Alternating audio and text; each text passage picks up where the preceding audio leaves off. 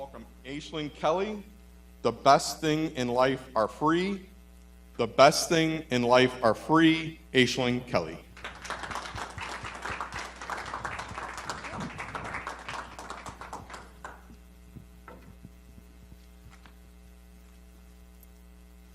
Mr. Contest Chair, fellow Toastmasters, and welcome guests. Imagine if you had the ability to gift somebody you love something that they would never, ever buy for themselves, even if they could afford to purchase that. I'd like you to picture that person in your mind. I'd like to introduce to you my father, Captain Jack Dalton, born in 1927. He was born in very poor times. Money nor food was flush.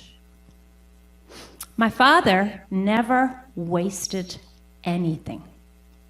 He was a marine pilot, and his job had him go out about a mile into the bay, where he would board the ships coming in from international ports, and he would judge the height, the weight, the capacity, souls on board, cargo, and all the other mathematical equations that he needed in order to bring the ship to port, dock it, and the cargo be removed.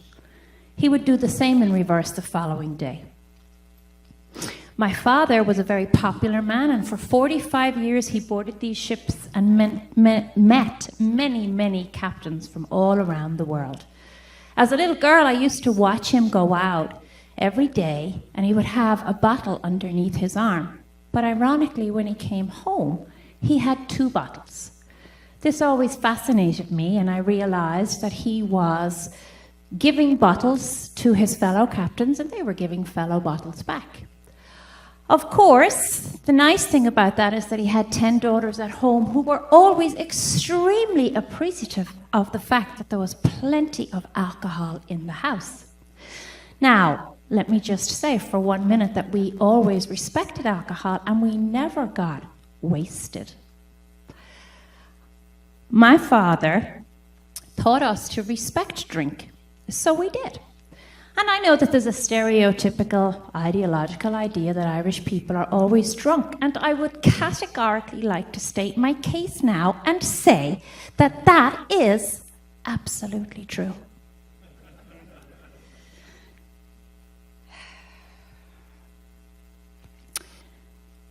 In 2010, my father was diagnosed with terminal illness, given about 6 weeks to 4 months to live.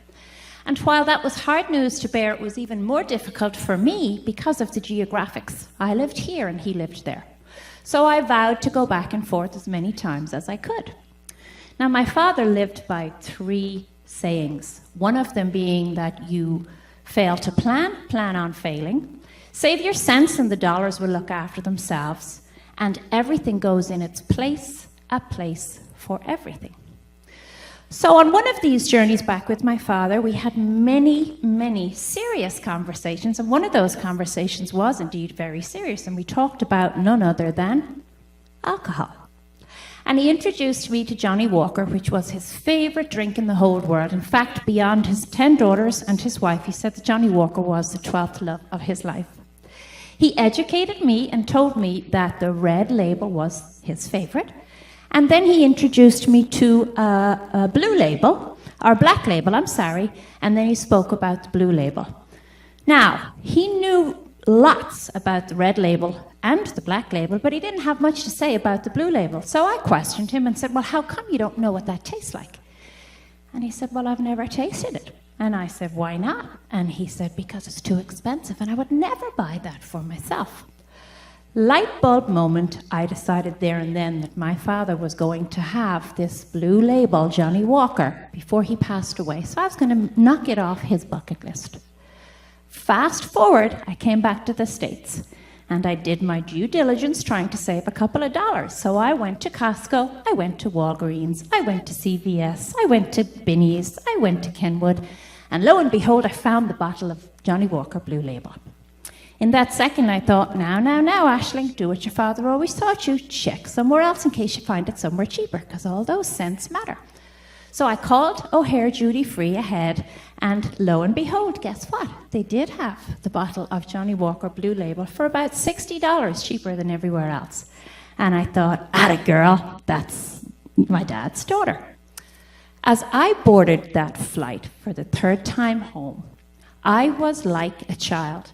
I had so many emotions going on. I was excited to get home. I was anxious for the plane to get off the ground. I was thrilled because I left 14 years behind with my husband, and in essence, I was going on vacation. As we landed, I raced to the bathroom because I needed to go to the toilet. And when I opened the door, I put my hand luggage on the floor of the toilet. I put my purse on the back of the toilet, and I placed the bag of Duty Free with the bottles on a small hook, a coat hook on the back of the toilet door. Within seconds, I heard this unmerciful crash. As I looked to the floor, to my horror, I saw this yellowy browny liquid coming towards me, and I thought, no, you did not just pee in your pants, girl. And thankfully, I didn't. The smell of alcohol rose, and I almost died. I raced out to my sister, and she said, oh boy, do you look sick. It must have been a rough journey. And I said, yeah, it sure as hell was. And she said, looks like you've been drinking. I said, no. I told her what happened, and like two alcoholics, both her and me went from liquor store to liquor store till we found that bottle of Blue Label from my father. And as I raced up the door, there he was, sitting in the family room waiting. And he said, welcome home, chicken. And I said, Daddy, I have something so special for you. I knelt down, I pulled out the bottle of Blue Label, Johnny Walker, and I gave it to him right there and then. His eyes swelled, and so too did mine. And the two of us had a scotch together, and time stood still. In that second, I honestly believe that the best things in life certainly are free. And I also said, cheers to my dad, congratulating myself that I didn't waste my plan and I didn't fail my plan. And I also, in that second, said, well, Aishling, everything is certainly in its place. Cheers to you, Captain Jack Dalton.